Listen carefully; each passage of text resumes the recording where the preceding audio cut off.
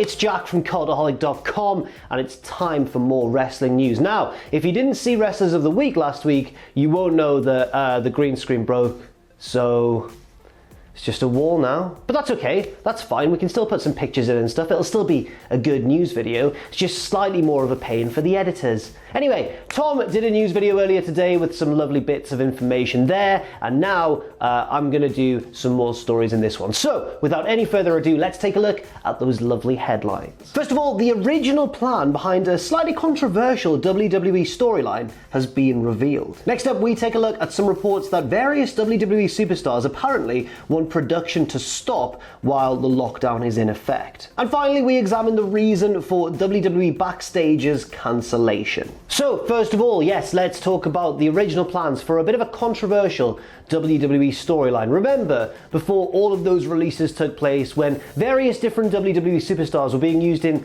slightly strange ways. Well, two of those superstars were the real-life married couple, Mike and Maria Kanellis. Obviously, there was a whole storyline where Maria was being an abusive partner towards Mike. She was treating him really badly. She was claiming that she'd got pregnant by another man. And it was just all a bit tasteless and a bit car crash and a bit of an attempt to mimic the controversy of the Attitude Era, but without doing it in a good way. That's at least how I felt. I know some people enjoyed it for what it was, but a lot of people didn't, and I think I agree. And it seems like one of the people at least involved also was not a fan of the storyline, that being Maria Kanellis herself. She recently responded to a question on Twitter where a fan asked her who was meant to be the father of your baby in that dumbass storyline. She replied, "My husband. He was supposed to turn face and do a story about recovery from addiction and motivation, but that's just too good, too real, too honest, and of course, I was supposed to remain the bad guy until I came back from maternity leave anyway." So it seems like Maria's problems with this storyline are twofold. One being that WWE apparently scrapped the idea of Mike having a redemption storyline about recovery from addiction, motivation, self-improvement. Apparently that would have been too good in the words of Maria. And also a second problem seems to be that she would have remained the bad guy as well. Maybe the subtext of the tweet is that she doesn't mind that she'd have remained the bad guy, but just from reading that through, it seems like she's gone, and of course, I would have remained the heel. It was a strange time, a very strange storyline, and yeah, nobody quite knew what to make of it then, and even having seen this information, I still don't know what to really make of it now. I like the idea that it was supposed to have a bit of a heartwarming redemption arc for Mike Kanellis after he was so badly mistreated and disrespected, and wasn't winning a whole lot of wrestling matches either around the time. However, it seems like that was, just entirely scrapped. So even if the storyline had continued, maybe we wouldn't have even seen that. But rather than make Mike a redemptive sort of character, it seems like WWE just went, no more of that storyline. Let's pretend it never happened. Next up, let's go to Wrestling Observer Radio, where Dave Meltzer has reported that apparently several of his sources from within WWE are not keen about WWE pressing on with TV production at this time. Meltzer said, "I know people who are going, as in going to the tapings,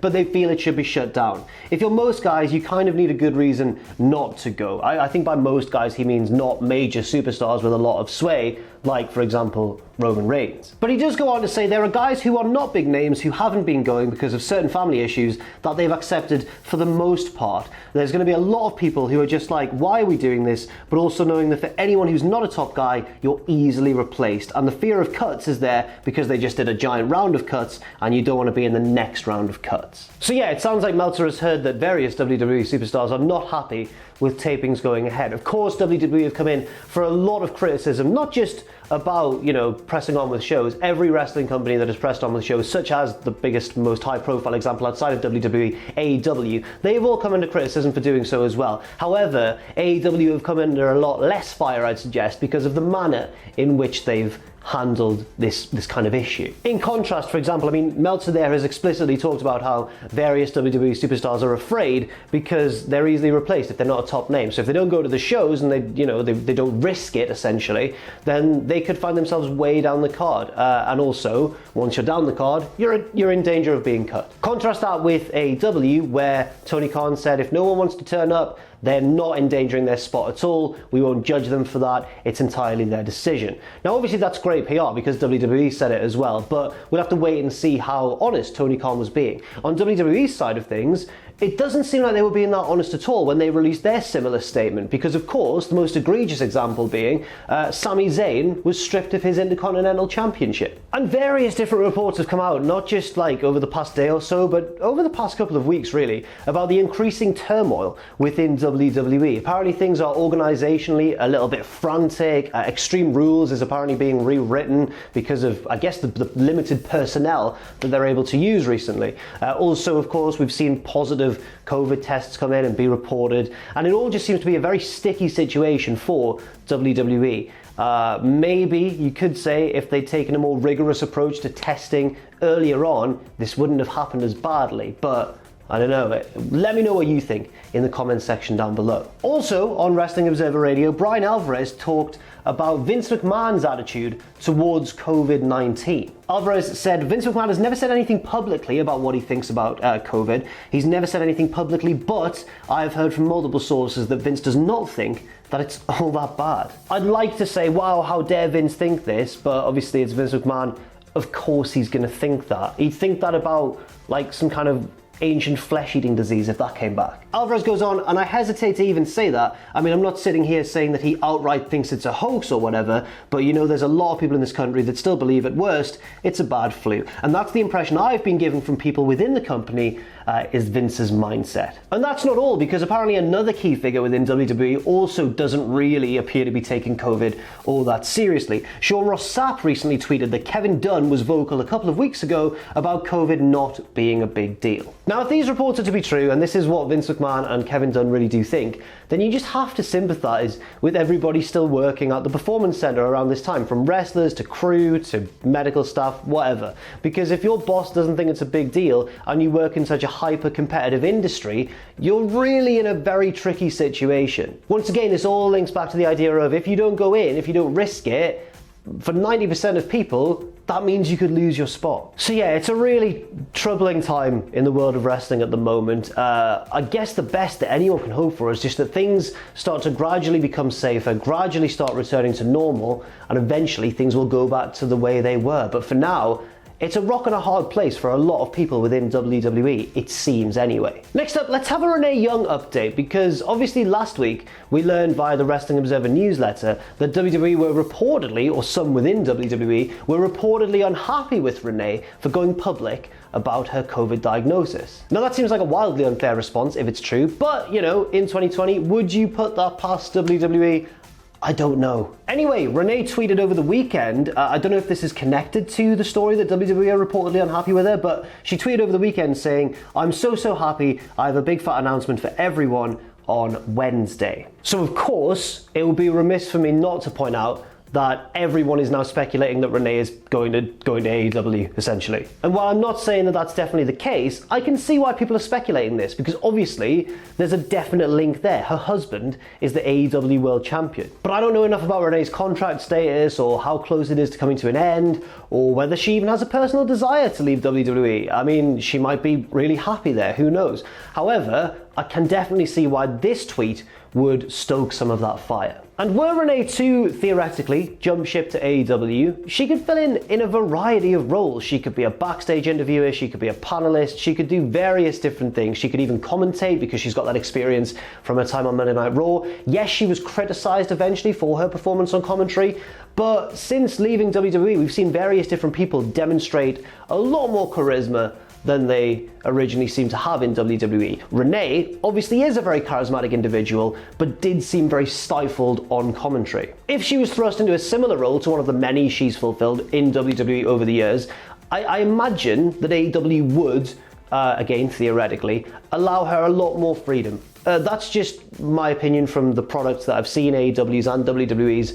But again, why am I even discussing this? Because it's all speculation, it all just comes from one tweet, but it did generate a lot of hype, it has to be said. And while we're talking about Renee Young, let's now talk about the show that she was on that recently got cancelled, WWE Backstage. Because Dave Meltzer has delved into the potential reason behind the cancellation of the show. When I say cancellation, it's not going to be running on a weekly basis anymore, but there were reports that it could return around WWE's big shows. I guess kind of like a hype special before a SummerSlam or a Survivor Series or whatever. But Meltzer suggests that FS1 were unhappy because they were spending too much on the show and the low ratings were not justifying the money being put in. CM Punk was signed to do the shows once a month, but his presence on the show was not enough to even get them over 200,000 viewers, and oftentimes the show drew less than 100,000 viewers. So basically, it seems like Fox, FS1, were just unhappy quite simply because the show wasn't doing good enough, and it wasn't enough to justify them investing in it any further. That is a shame because, you know, Backstage, while it was criticised in some ways and praised in other ways, it was at least something different, something a little bit more outside of the box where people have more of a freedom to discuss things. I mean, CM Punk was on it, that's a perfect example.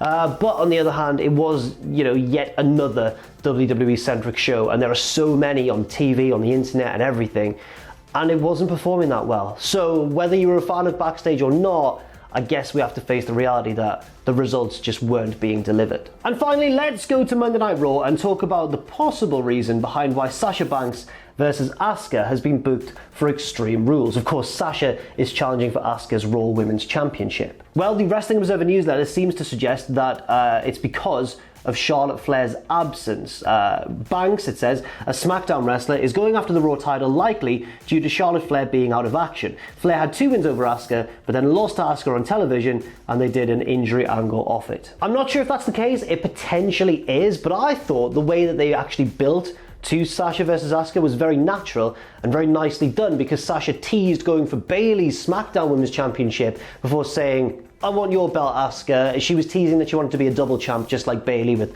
the SmackDown belt and the tag team belt. It seemed like Sasha wanted to take Bayley's SmackDown belt, add it to her own tag belt, and be a double champion herself. But instead, she meant Asuka's Raw Women's Championship. Now, the reason I thought this was a nicely done and very logical step was because of the storyline between Sasha and Bayley, the ongoing feud between the two, or not really a feud, but the simmering tension beneath their friendship, which we all know is going to come to a head at some point. And the fact that this match has been booked at Extreme Rules is leading some people to believe that Sasha will beat Asuka, take the Raw Women's Championship, and then when we do get Sasha versus Bayley, it'll be a big title versus title, champion versus champion match, a fitting platform, I guess, for two opponents with amazing chemistry, as they proved in NXT all those years ago. Now, I don't know if I agree with that. I don't know if I would enjoy if that speculation were to be true, because would that mean that the titles would be unified and then we'd only have one women's title? And is that a good move? I'd suggest not. But again, that is just speculation. It looks like we're going to get Sasha versus Bayley at some point down the line.